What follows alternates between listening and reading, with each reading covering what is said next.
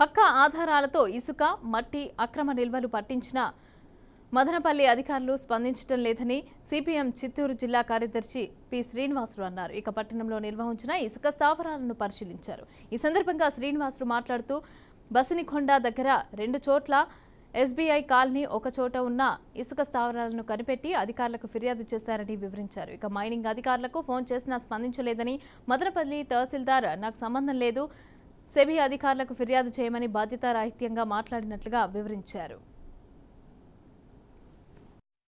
Madanapalle mining mafia don Shamsheer గారు ఆధారాలు చూపించమన్నాడు. ఆయన చూడండి ఆధారం ఎంత పెద్ద కొండ, ఈ కొండ ఎంత ఉందో, ఎన్ని రోజులు ఉందో నేనైతే అంచనా లేకపోతాను. 150 పైన ఉండే అవకాశం ఉంది.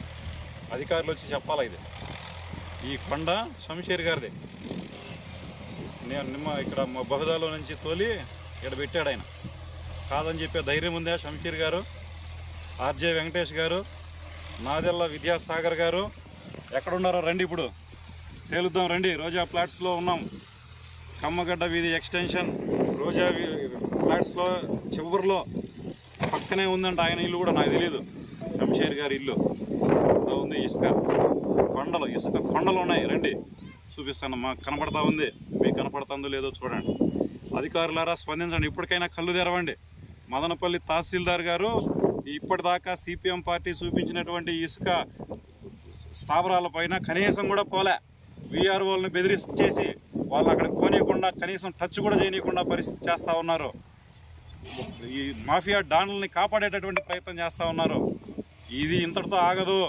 మీరు వెంటనే ఇసుక మాఫియా మీద చర్యలు తీసుకుంటేనే సిపిఎం పార్టీ ఈ ఉద్యమం. మదనపల్లి పట్టణంలో వీధాసాగా ఉన్నటువంటి గవర్నమెంట్ ఇచ్చిన స్థలంలో ఇల్లు కట్టుకోవాలనుకుంటే అర్ధ లోడు ఫుల్ లోడు ట్రాక్టర్కి ఇసుక తెచ్చుకొని ఇల్లు కట్టుకునే పరిస్థితుల్లో కావాల్సిందల్లా ఈ బీఆర్ఓలు వాళ్ళు వచ్చే నడి రోడ్లలో ఇప్పుడు రోడ్డు పైన పోతా ఉంటే ట్రాక్టర్లు అర్ధానికి కానీ ముక్కాలు ట్రాక్టర్ పోతా ఉంటే